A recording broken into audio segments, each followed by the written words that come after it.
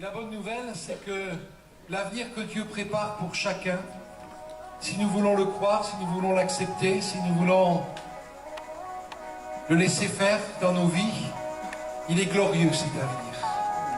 Il est plein de richesses, il est plein d'espérance, il est plein de bonnes choses. Je dois vous dire que je suis tout tremblant ce soir. Vous m'impressionnez. Non, non, c'est pas vous qui m'impressionnez. C'est Dieu, parce que j'ai une grande responsabilité de vous dire, avec mes mots, l'amour du Seigneur, son désir de vous bénir, de vous sauver.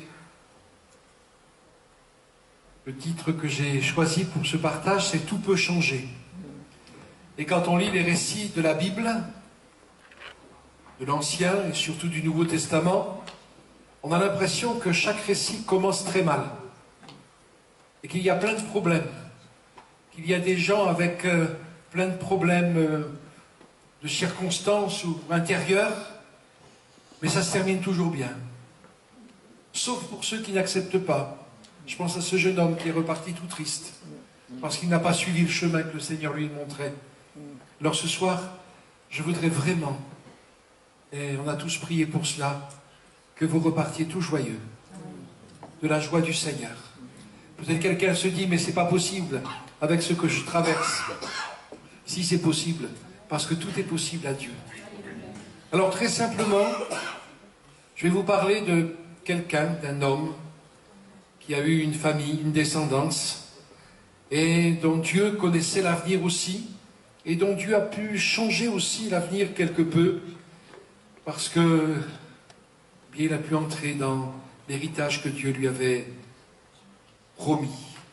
C'est dans le livre de la Genèse, au chapitre 49, il s'agit des bénédictions prophétiques que Jacob prononce sur ses 12 fils. Genèse chapitre 49, versets 14 et 15.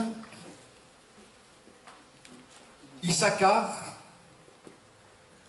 alors ne vous vexez pas, mais il est comparé à un âne. Issachar est un âne robuste qui se couche dans les étables. Il voit que le lieu où il repose est agréable et que la contrée est magnifique. Et il courbe son épaule sous le fardeau. Il s'assujettit à un tribut. Oui, on n'a pas l'impression que c'est bien parti pour lui. Mais vous allez voir que Dieu avait autre chose pour lui aussi. Alors, si je peux me permettre, je me mets dans le lot. Je vous ai dit, vous vexez pas parce qu'il est comparé à un âne, mais je me mets dans le lot. Parce que souvent nous ressemblons à Issachar. J'ai cherché un petit peu dans des commentaires, dans des livres spécialisés, ce qu'étaient ces ânes qui gambadaient à l'époque d'Issachar et de ses frères. Et j'en ai trouvé plusieurs races. Le premier, c'est un âne sauvage qui s'appelait Harod. Et Harod, ça veut dire le fugitif. Et j'ai pensé que ça peut nous concerner. Parce qu'il y a tellement de choses ou de personnes que nous essayons parfois de fuir. Peut-être que c'est le cas de quelqu'un au milieu de nous. Vous êtes en train de fuir la compagnie des autres. Vous ne supportez pas d'être avec du monde, de peut-être vous livrer au regard des autres, de devoir rendre compte aux autres, de devoir supporter peut-être leur conversation. Peut-être qu'on peut fuir les conseils des autres, parce qu'on nous avait donné des conseils et puis ils ne se sont pas avérés judicieux, et on s'est retrouvé mal, on s'est retrouvé dans bien des difficultés. À un moment donné, on disait les conseillers ne sont pas les payeurs. Oui, c'est vrai. Peut-être que vous fuyez encore pire, je ne sais pas s'il y a pire, mais les calomnies des autres. Parce que vous avez entendu parler de certains propos de quelqu'un qui vous était proche, de quelqu'un que vous estimiez, de quelqu'un sur qui vous pensiez devoir compter, pouvoir compter. Et puis voilà que on vous a rapporté certains de ces propos et ça vous a fait mal. Alors vous ne voulez plus rencontrer ces personnes, vous traversez la rue quand elles sont sur le même trottoir. Peut-être fuir des personnes, mais fuir d'autres réalités, fuir des problèmes. Je vais peut-être m'arrêter parce que vous n'avez pas de problème. Qui aime les problèmes? Oui, parfois on les cherche. Il faut le reconnaître. Parfois, par nos inconséquences, par notre attitude, nos réactions, on se met dans les problèmes soi-même, c'est vrai. Mais enfin, c'est jamais agréable d'avoir des problèmes. La vie est faite de problèmes. Pas seulement, heureusement. Hein. Mais, je parlais dernièrement, puis même dans la prière, je disais, mais dans ce monde, il n'y a pas d'avenir. Les choses s'empirent, les choses vont de mal en pis, et quand on croit que quelque chose a été résolu, qu'une solution a été trouvée, que ça y est, les circonstances sont bonnes, il y a autre chose de plus terrible qui arrive. Et on a l'impression que les êtres humains, nos contemporains, peut-être que vous avez l'impression pour vous-même, n'ont pas d'avenir. Moi, je veux vous dire qu'il y a un avenir dans le Seigneur. Qu'il est notre avenir. Qu'il est celui qui tient notre avenir entre ses mains. Et comme je vous le disais au départ, qu'il a le meilleur pour notre avenir. Peut-être que d'autres fuient les responsabilités. Ah, c'est vrai que quand on a des responsabilités, c'est particulier. On a plein de choses à gérer. On a des défis à relever, on a des personnes à gérer, on a des situations, c'est pas évident les responsabilités. Je vais vous dire une chose, vous ne le répéterez pas, mais je n'aimais pas prendre de responsabilités. J'avais tout ce qu'il fallait pour être pasteur. J'aimais pas parler, j'aimais pas m'occuper de problèmes, j'aimais pas... Ben oui, mais on est obligé. Il y a des responsabilités qui sont incontournables, on est obligé de faire avec, et pourtant on aimerait tellement fuir. Et puis peut-être aussi qu'il y a des moments où on se fuit soi-même, on n'ose plus se regarder dans le miroir, parce qu'on se dit j'ai été nul. Alors je vais vous rassurer, pas complètement, mais vous n'êtes pas nul. Vous n'avez pas le droit de dire je suis nul. Parce que vous êtes une créature de Dieu. Peut-être que ce que vous avez fait, c'est nul. Mais vous, vous n'êtes pas nul.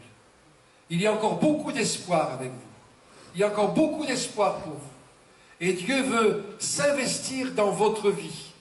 Dieu veut prendre en charge votre vie pour que les choses changent et que vous deveniez capable d'accomplir sa volonté qui est bonne, agréable et parfaite. Alors, j'ai noté encore quelque chose que l'on peut fuir, la parole de Dieu. Pourquoi est-ce que je dis cela? En bas de chez nous, nous habitons au-dessus de l'église, à Libourne, et en bas de chez nous, il y a un parc, pas très grand, mais agréable. Et chaque fois que nous pouvons le faire, on essaye de le faire chaque matin, mais ce n'est pas toujours possible, avec ma femme, nous allons marcher, parce que ça fait du bien, et puis en même temps, nous prions. Et nous avons rencontré une quantité de personnes dans ce parc qui marchaient également, à qui nous avons parlé. Parfois, on les rencontrait régulièrement, donc on a parlé. Il y a même une dame qui est venue 2-3 fois à l'église. Et puis nous l'avons rencontrée ces jours derniers, et elle nous parlait de ceux qui sont méchants, de ceci, cela. Alors je dis, vous savez, la parole de Dieu nous dit que nous sommes tous méchants. Alors bon, préciser, hein, bien sûr.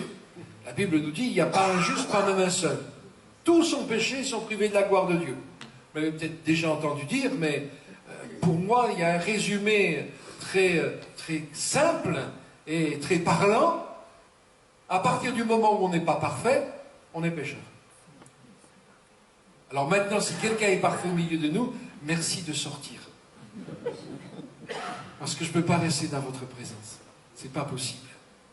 Alors, puis on m'a parlé, puis à un moment donné, la dame a dit, ah, bon, elle l'a dit d'une manière qui laissait supposer qu'elle croyait ce qu'on lui disait, qu'elle comprenait ce qu'on lui disait. Elle dit, ah, vous m'agacez. Ben oui, parce que Dieu nous aime, parce que Dieu veut nous sauver, parce que Dieu veut nous bénir, parce que Dieu veut nous voir heureux, il nous poursuit. Je me rappelle quelqu'un qui... faisait du stop, c'est un chrétien qui l'a pris en stop et qui lui a parlé de Dieu. Quand le chauffeur l'a laissé, il était tout content. Puis il y a quelqu'un d'autre qui s'est arrêté. C'était encore un chrétien qui lui a encore parlé de Dieu. Et 3-4 fois comme ça, pendant son trajet, il s'est retrouvé, il s'est dit, mais c'est pas possible. Mais il m'en veut, Dieu. Oui, il vous en veut, Dieu. Il veut vous bénir. Il veut vous montrer combien il vous aime. Combien la vie avec lui est merveilleuse et vaut la peine d'être vécue. Donc quand je dis il vaut la peine, moi j'ai dans l'oreille, en mémoire, la parole d'un chanteur chrétien que nous avions invité et qui disait pourquoi on dit toujours il vaut la peine? Pourquoi est-ce qu'on ne dirait pas il vaut la joie? Et avec le Seigneur, c'est vrai. Amen. Fuir la parole de Dieu, fuir la face de Dieu, fuir Dieu lui-même. Arrête. Arrête de fuir. Arrêtez de fuir. Ça ne sert à rien. Parce qu'à un moment ou à un autre, il faudra revenir au point de départ. À un moment ou à un autre, il faudra rencontrer Dieu. Et Dieu veut que vous le rencontriez comme ami et comme sauveur ici-bas, pour ne pas le rencontrer comme juge dans l'éternité. Parce qu'il nous faut tous comparaître devant Dieu. Il nous faut tous rencontrer le Seigneur. Ça va? On passe au deuxième? Alors le deuxième, c'était un âne sauvage de Syrie, qu'on appelle aussi dans le vocabulaire français un onagre. Et son nom hébreu, c'était Péré. Et Péré, ça veut dire sauteur cabrioleur. On ne devait pas pouvoir le tenir attaché. Peut-être que c'était l'animal qui était utilisé pour les rodéos de l'époque, je ne sais pas. Mais ça aussi, ça nous parle de certaines personnes qui sont, être un amuseur. Il y en a ceux qu'on invite toujours dans les soirées, ceux à qui on confie l'animation d'un mariage, ceux dans la compagnie desquels on aime se retrouver, parce que justement, ce sont des amuseurs. Mais parfois, derrière cette façade, il y a bien des souffrances, n'est-ce pas? Peut-être que c'est le cas de quelqu'un au milieu de nous. On se met un masque. Je ne sais pas si vous avez entendu parler de ce psychiatre qui a reçu un jour un homme qui était dans la dépression, qui était triste. Alors à l'époque, on devait dire la neurasthénie, mais c'est la même chose. Hein. Peu importe le nom qu'on donne aux choses. Et puis, il a parlé avec lui. Puis à un moment donné, il lui dit, écoutez, dans votre cas, ça fait plusieurs séances, j'ai l'impression que je ne peux rien pour vous. Mais si vous voulez sortir un petit peu de votre état, de votre tristesse, au moins pendant quelque temps, je vais vous donner un conseil. Il y a le cirque Intel qui a monté un chapiteau sur la place, et il y a un clown qui est irrésistible. Il faudrait que vous alliez le voir. Je suis sûr que, même si ce n'est pas définitif, ça va vous donner du baume au cœur. Et le patient de répondre, c'est pas possible. Et pourquoi? Parce que le clown, c'est moi.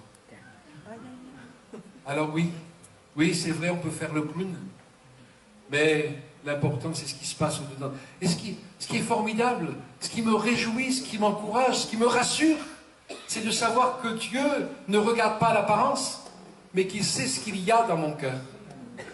Il sait que je peux peut-être passer par des moments de tristesse, mais que la joie, sa joie à lui, demeure au-dedans de moi.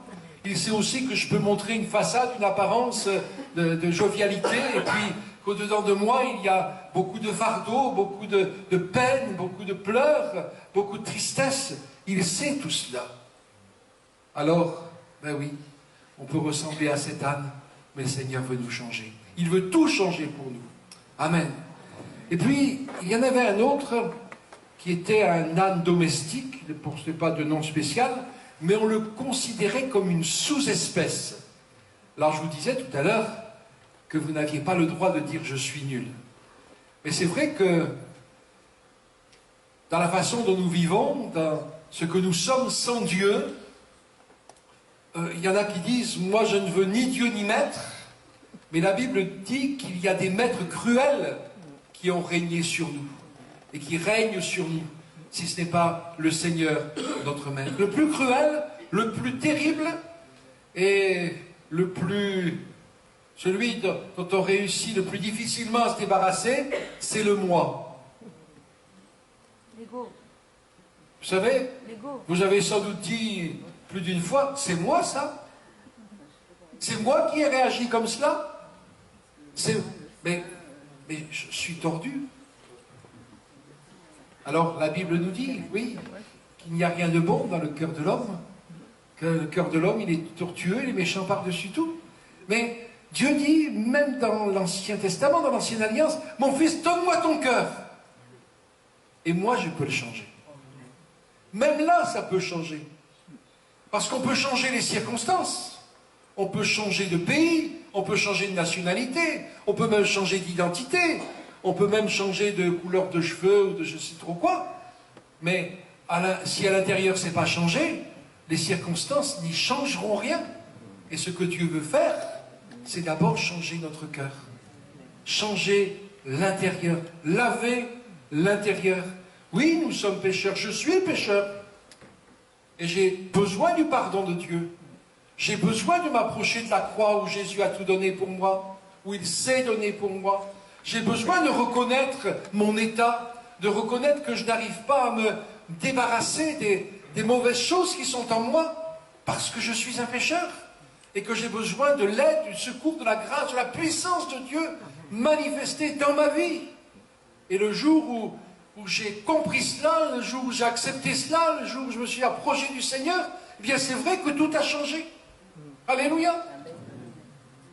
Alléluia. J'ai reçu l'assurance que Jésus avait pardonné mes péchés, parce que je le lui avais demandé. J'ai reçu l'assurance que le sang de Jésus qui a coulé sur la croix avait lavé mes péchés. J'ai reçu l'assurance qu'il est mon ami, qu'il est mon berger, qu'il est tout pour moi. Amen. Maître cruel, le péché, pourquoi est-ce que Dieu n'aime pas le péché? D'abord parce qu'il est parfait lui-même, mais aussi parce que le péché me dégrade, il me détruit et il m'emmène loin du Seigneur pour l'éternité. On voit encore une race d'Adam? Ah oui, mais il est différent des autres, celui-là. C'était des ânesses blanches qui étaient utilisées comme monture pour les rois.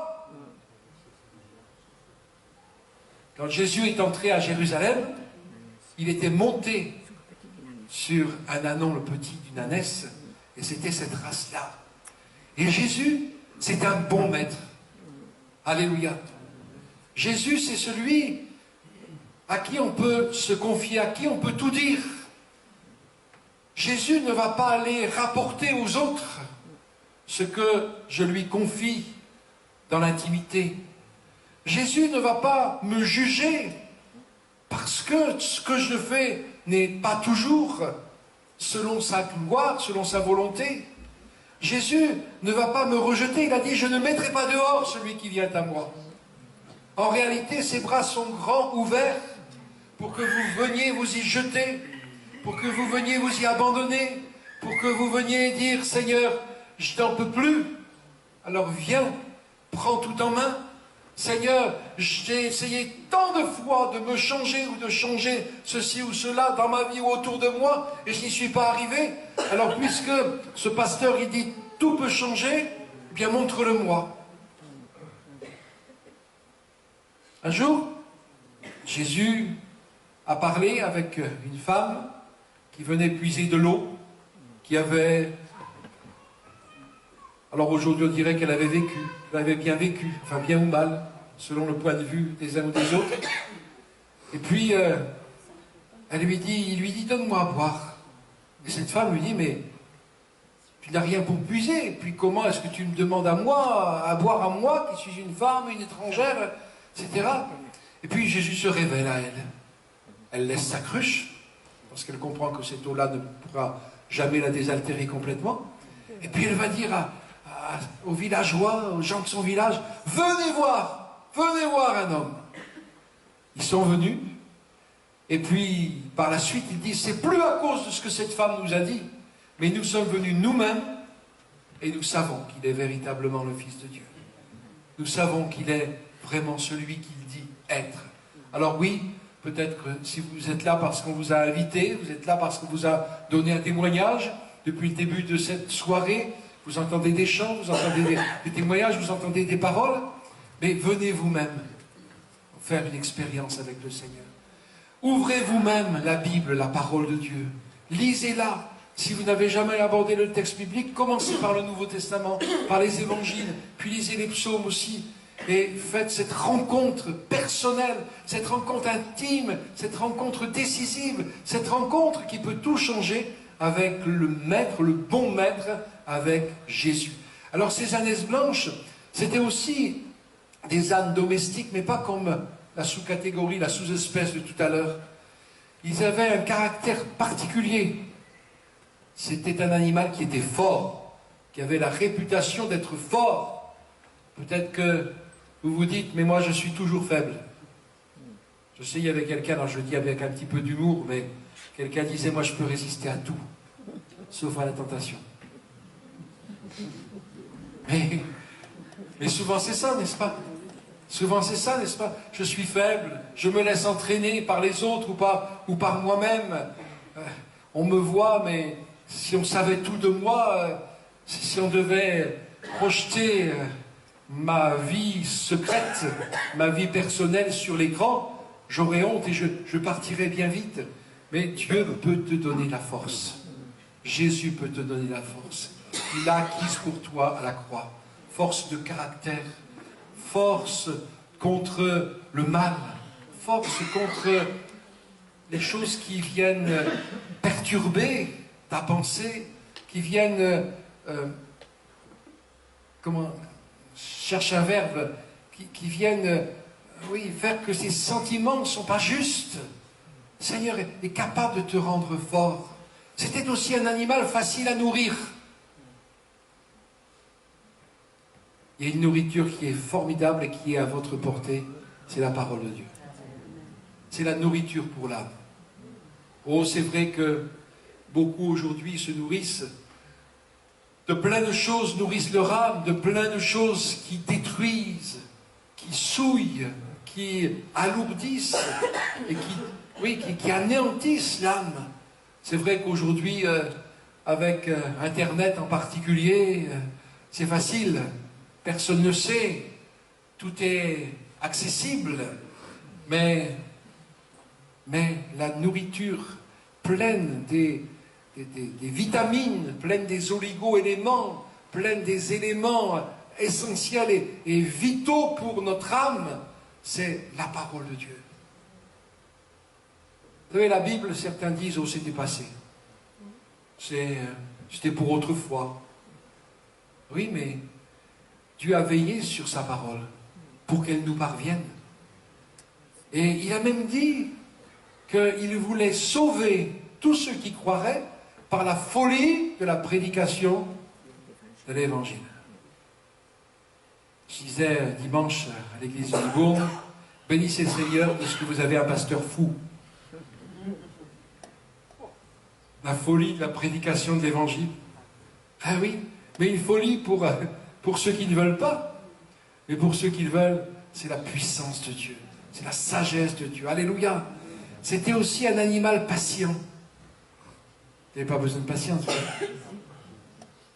Alors, patience, ça ne veut pas dire que, voilà, j'accepte les choses, elles sont comme ça, je ne peux pas les changer.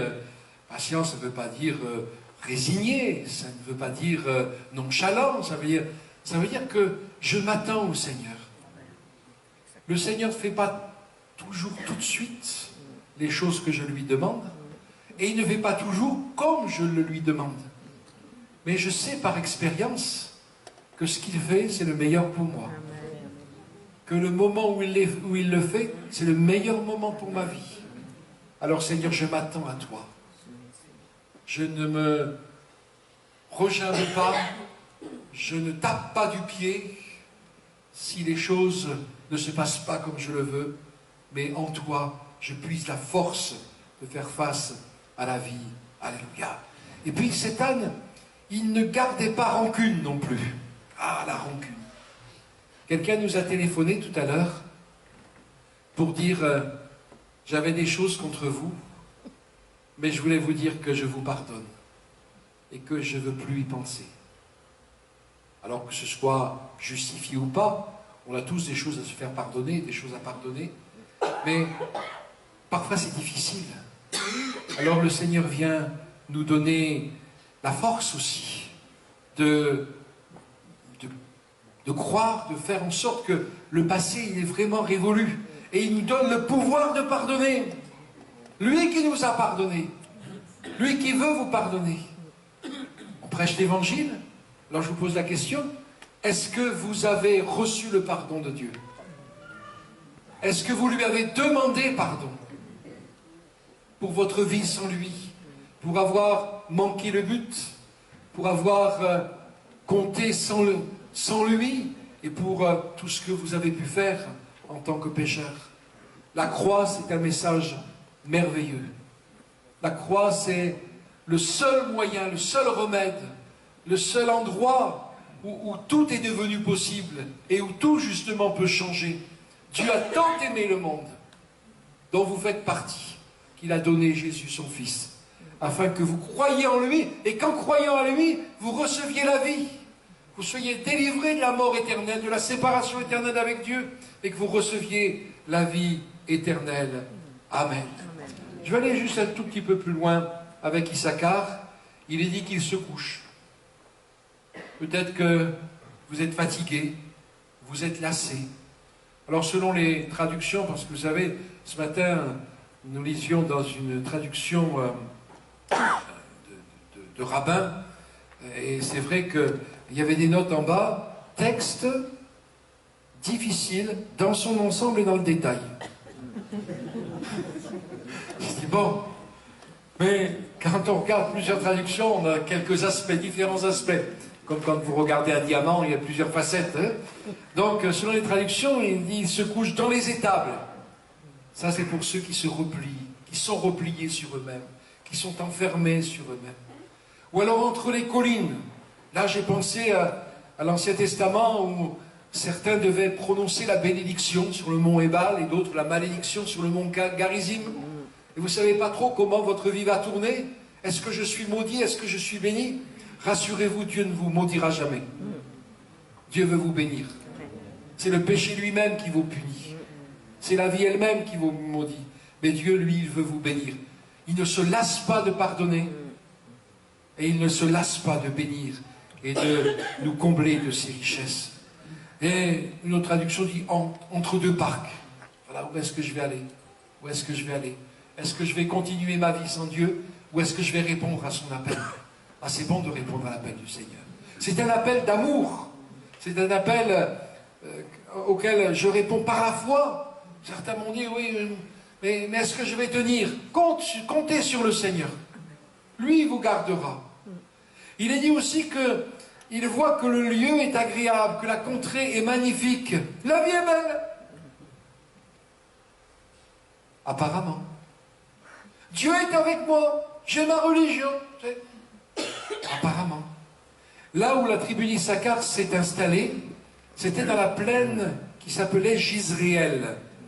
C'est un nom magnifique parce que Jizréel, ça veut dire Dieu sème, du verbe semer. C'est dans le chapitre 19 du livre de Josué que vous pouvez trouver ces choses. Seulement le problème, c'est que la plaine de Jizréel, c'était un terrain plat qui a souvent été l'objet d'expéditions de chars ennemis. C'était un terrain à découvert. Et c'est vrai que quand on considère ces choses, quand on les prend comme image, tôt ou tard, la vie sans Dieu nous entraîne à la ruine. Tôt ou tard, parce qu'on se place sur un terrain à découvert pour l'ennemi de notre âme, si Dieu n'est pas notre secours, nous ne réussirons pas à résister à l'adversité et à l'adversaire de nos âmes. Et puis, il y a autre chose qui est dit aussi, c'est qu'il courbe son épaule sous le fardeau. On en a parlé déjà, les fardeaux de la vie, la maladie. Vous avez entendu, Dieu guérit, hein? Encore aujourd'hui. Il n'a pas changé. Il est le même hier, aujourd'hui, éternellement. Et celui qui a guéri des malades dans les récits de l'Évangile, il y a 2000 ans, mais il guérit encore aujourd'hui parce qu'il est le même. Amen. Et vous pouvez venir demander la prière et croire que Dieu vous guérit. Oh, il ne nous doit rien. On n'a rien à exiger de lui, mais on peut tout attendre de lui. Amen. Il a même dit, j'ai déchargé son épaule du fardeau. Psaume 81, le verset 7. Quand j'ai lu ce texte, autrefois j'étais dans l'enseignement. Quand j'ai lu ce texte, je me suis dit, c'est pas français ça. Normalement, on aurait dû lire, il a déchargé le fardeau de son épaule. Puis après j'ai réfléchi, et je me suis dit, mais c'est logique, spirituellement. Parce que mon fardeau, Jésus s'en est chargé à la croix du Calvaire. Et maintenant, il veut s'occuper de mon épaule. Pour que j'ai plus à porter le fardeau que lui a porté. Et on a l'impression que c'est volontairement qu'il courbe son épaule sous le fardeau. Que c'est volontairement. Oui, Dieu nous laisse libre de choisir. De choisir ou Dieu ou pas Dieu. De choisir notre réponse à son appel. La liberté que Dieu nous laisse. Et vous savez ce qu'il dit? Matthieu chapitre 11, verset 30. Mon joug est aisé, mon fardeau léger. Alléluia. Plutôt que de porter le fardeau du péché, le fardeau de la culpabilité, le fardeau de la vie, le fardeau des difficultés, des épreuves, chargez-vous de son fardeau à lui. Il vient se mettre sous le même joug que nous, se placer à notre niveau pour nous entraîner plus loin, pour nous entraîner dans la vie, pour nous entraîner dans une vie merveilleuse. Oh, ça ne veut pas dire qu'il n'y aura plus de problème, hein. Ne faites pas dire ce que je n'ai pas dit. Mais dans une vie qui, parce qu'elle est remplie de lui, parce qu'elle est placée entre ses mains, eh bien je sais que le Seigneur est là. Et qu'au bout du compte, tout ira bien. Amen. Et puis une dernière chose, il est dit qu'il s'assujettit à un tribut.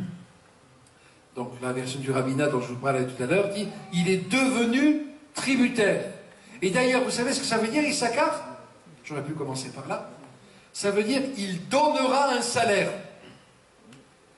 Et moi, j'ai pensé à la parole de Jésus, quand on venait venu lui demander, ah oui, c'est vrai que c'est le moment des impôts, taxes foncières.